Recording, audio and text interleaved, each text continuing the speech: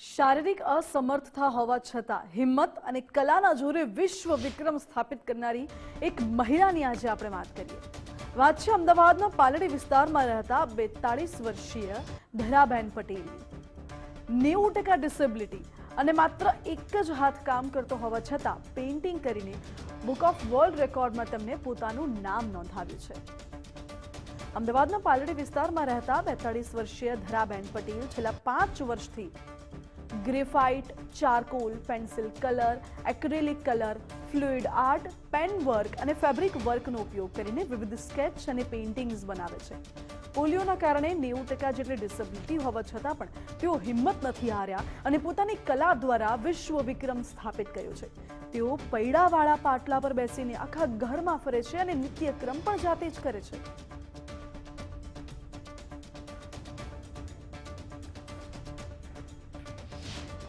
મારા પરિવારના સહયોગથી મેં અભ્યાસ શરૂ કર્યો અને શાળાએ જવા માંડી. મારી મમ્મી મને તેડીને શાળાએ લઈ જતા, રોજે લેવા મૂકવા, અને હું નોર્મલ બાળકોની સ્કૂલમાં જ ભણી છું.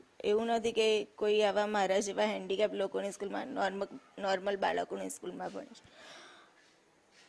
અને ત્યાંથી પછી 25 વર્ષ સુધીમાં મારા બોડીમાં 29 સર્જરી થયેલી છે, કેમ કે પરિવારને એવી આશા હતી કે કંઈક કરતાં વધારે સારું થાય, કે હું કંઈ વધારે રિકવરી આવે.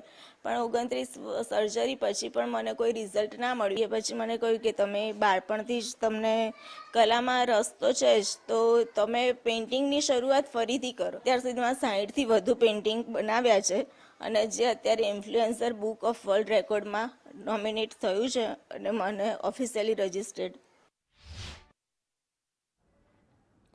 ધરાબેનને માત્ર 6 મહિનાની ઉંમરે તાવની સારવાર દરમિયાન ખોટા ઇન્જેક્શનથી પોલિયો થયો, જેના કારણે શરીર અશક્ત થઈ ગયું. 25 વર્ષ સુધી 29 સર્જરી કરાવી. પરિવારના અથાગ પ્રયત્નો અને સહયોગથી તેમને નવી શક્તિ મળી છે. બાળપણથી જ તેમને પેઇન્ટિંગનો શોખ હતો. એક જ હાથ કામ કરે અને વધુ સમય બેસી પણ ન શકે, તેથી સૂતા સૂતા પણ તેઓ પેઇન્ટિંગ કરી શકે તેવી કળા ધરાવે છે. એક મોટી પેઇન્ટિંગને 6 દિવસ લાગે છે કરતા. જોકે દિવ્યાંગ હોવાના કારણે સ્કૂલ અને જાહેર કાર્યક્રમોમાં તેમને ઘણું બધું સ્ટ્રગલ કરવું પડ્યું હતું, પરંતુ ક્યારેય તેમનો આત્મવિશ્વાસ નથી તૂટ્યો. માતાના ખોળામાં જઈને તેઓ ક્લાસરૂમ સુધી પહોંચતા હતા એવા દિવસો પણ જોયા છે, અને છતાં પણ આજે તેમને ગ્રેજ્યુએશન પૂરું કર્યું છે, અભ્યાસ પૂરો કર્યો છે, અને પરિવારને તકલીફ ન થાય તેથી આગળનો અભ્યાસ તેમને મૂકવો પણ પડ્યો હતો. ઘરે બાળકોને ટ્યુશન આપ્યું, 2020માં ઓનલાઈન આર્ટ ક્લાસ શરૂ કર્યા, પેઇન્ટિંગ્સની શરૂઆત કરી અને આજે વર્લ્ડ રેકોર્ડ મેળવીને જીવનમાં અન્ય લોકોને નવી પ્રેરણા આપે છે.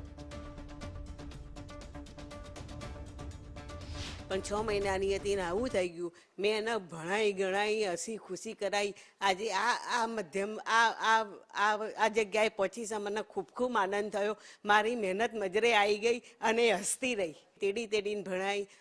10 ધોરણ સુધી, 10મામાં, 12મામાં, કોલેજમાં 4 સીડીઓ ચઢવાની હતી, તો મેં ચઢાઈને એને ભણાઈ અને ગ્રેજ્યુએટ કરી. એના આગળ ભણવું હતું, પણ મારામાં હવે તાકાત નથી, એટલે એને આટલાથી સ્ટોપ કરી દીધો. પછી ઘરમાં બહુ ટેન્શનવાળી જિંદગી હતી, પણ એની જાતે બહુ હિંમતવાળી છોકરી હતી, એટલે એને જાતે ભણી ગણીને મોટી થઈ. પેઇન્ટિંગમાં એ નામ રોશન કર્યું. આજે વર્લ્ડ બુકમાં નામ લખાવ્યું છે. અમને બહુ આનંદ છે અને પબ્લિકને એક ઉદાહરણ છે કે હિંમત નહીં હારવી. ધરાબેન પટેલની આ કહાની સાબિત કરે છે કે હિંમત અને કલા કોઈ પણ અડચણને પાર કરી શકે છે. તેમની સિદ્ધિથી દિવ્યાંગોને નવું જોમ મળશે. जिंदगी आसान नहीं होती, लेकिन खुद को मजबूत बनाना हमारे हाथ में जरूर होता है. અને આ પ્રેરણા ધરાબેન ચોક્કસથી પૂરી પાડે છે. માત્ર 6 મહિના જેટલી નાની ઉંમરે તેઓ પોલિયોગ્રસ્ત બન્યા, શરીરથી અશક્ત બન્યા, પરંતુ 42 વર્ષની ઉંમરે આજે તેઓ સમાજ માટે શક્તિનું એક ઉત્તમ ઉદાહરણ પૂરું પાડી રહ્યા છે. અને એટલે જ કહેવાય છે કે જિંદગી गिरने से नहीं, बार बार उठने से ज्यादा खूबसूरत बनती है. કેમેરા પર્સન જય સાથે સંજય જોશી, ગુજરાત ફર્સ્ટ, અમદાવાદ.